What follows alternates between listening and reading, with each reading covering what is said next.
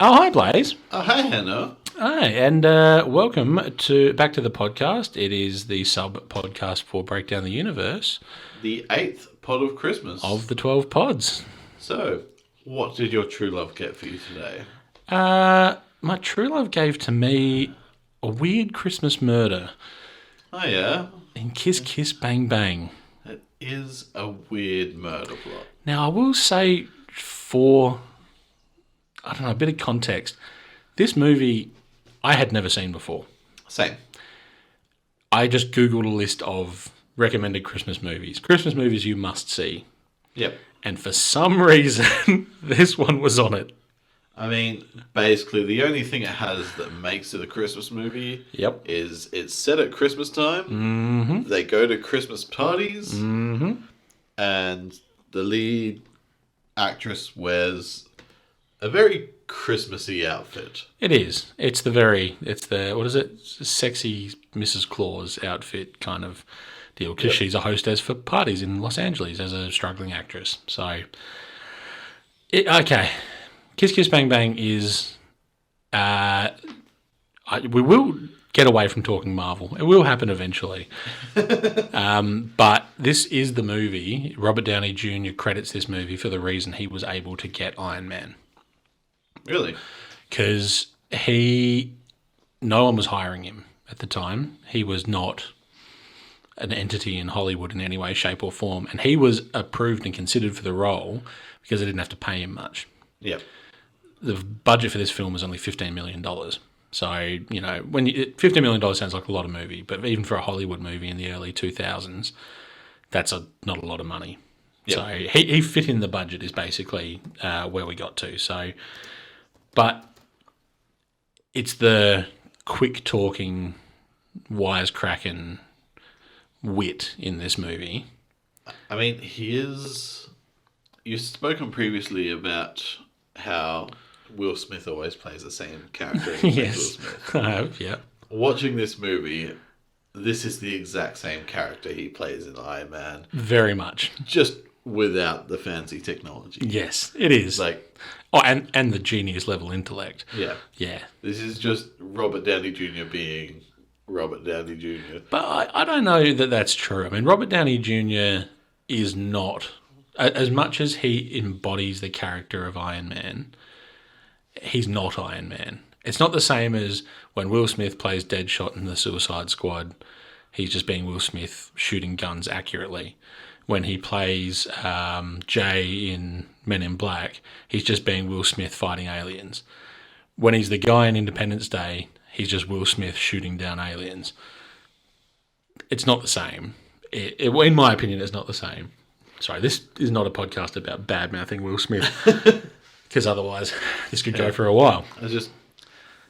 RDJ plays the same character a lot in different circumstances. Sometimes he does, but I mean, if you're discounting his early career as well, in which he did not play the same. I mean, Charlie Chaplin was the movie that launched him. He was nominated for Oscars for that movie. Yeah. But in this movie, yes, he is very much. This is the archetype for the RDJ, Tony Stark, Iron Man character, and that's okay. That's good on him. I mean, it's the thing that ended up making him money. And he, as I said, he credits this movie for getting him Iron Man. Without getting too much into the weeds about that sort of aspect in the background. So this is directed by Shane Black, who is renowned for writing, directing, or producing movies set at Christmas time. So Shane Black, again, let's go Marvel, but very quickly, directed Iron Man 3, set at Christmas time. Yep. He was a co-writer of Lethal Weapon, which we are going to talk about later, set at Christmas time. What was the other movie? There's a couple of others, but he sets his films around Christmas a lot of the time. It's a conceit, and it doesn't matter. It doesn't make them Christmas movies. They're just set around Christmas time. Yep. But I mean, it was an enjoyable film. Yeah, I enjoyed it. So what it is if you haven't seen it, and you can be forgiven for having not seen it, it wasn't popular at release. And I don't even believe it's really got a cult following. I think it's just a good movie people have not necessarily seen. Yeah, I mean, I've seen the occasional clip of it. Like, there was a few scenes as I was watching it. I was going, "Oh yeah, I know that You've scene." seen that before, yeah. But it's Robert Downey Jr. plays a small-time crook Yep. who, during a heist or during a theft, a robbery with his partner gets shot by the police. He, in trying to escape, accidentally walks into a casting call for a film, and his being distraught at his partner probably being dead makes the casting director think, oh, Jesus, he's a method actor. This is powerful stuff. So they send him to LA Yep. to be in this movie. And that just sort of sets the plot Yep. in action. It's a confusing plot. I mean, this movie, and this may be a hot take, and a lot of people would disagree with me, I'm sure. Yeah. But as I was watching it, it feels like a kids' show plot with tits and drugs. Like, And accidentally chopped off fingers. everything that happens is them incompetently stumbling ass backwards into the next level of the plot. That is very true. I mean, Like- the only character who feels like he knows what he's doing is Perry. What is it? Gay Perry, they call him, the private detective, who has wisdom of years, but keeps getting dragged into the shit by this incompetent thief / pretend actor and the main girl in the movie, played by Michelle Monaghan, who is Robert Downey Jr.'s high school crush, who he happens to run into in Hollywood. But even then, he's also next level incompetent. Like, so Robert Downey Jr.'s character and the detective are introduced at a party where RDJ is advised that he's going to spend some time with the detective to learn the trade Doing detective lessons, that's right, yep. because they believe he's a method actor. Yep. So while he's escorting him on a job where he's supposed to get video surveillance of a guy, they happen to stumble into a scene where a body is being disposed of in a lake. Yes, they do. And then the detective swims down, realizing that there is a body in the back of a car. To open the boot that is locked, Yes. he shoots the lock Yeah. at such an angle that he also manages to shoot the body in the head. Correct.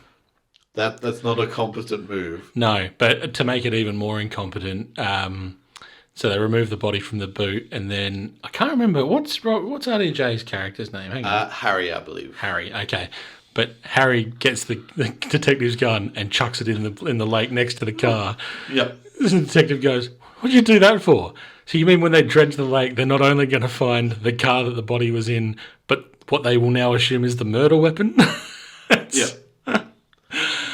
You're right. It is, but it's played out. This is a black comedy, very much a black comedy. I mean, they do sort of. It is framed as a murder mystery thing, but they also do give the answer in like the opening minutes. When they're talking about the detective novels? Well, they're talking about the detective models, but also at the party. So throughout the movie, Harry is narrating. Yes.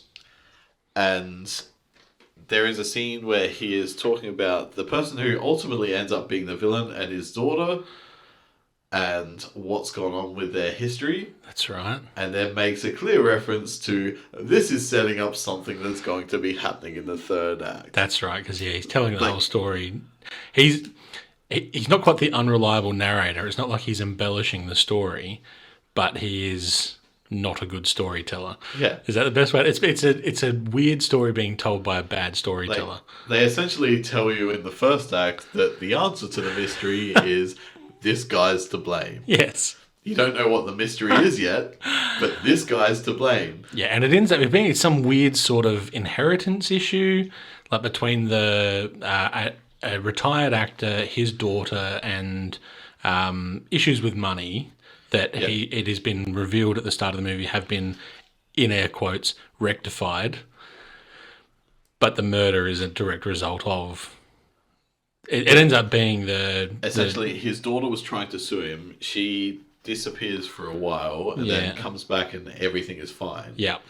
And you find out throughout the course of the movie that what's happened is his daughter was locked in a mental asylum. That's right. And that he owns. He owns the mental asylum. Yeah.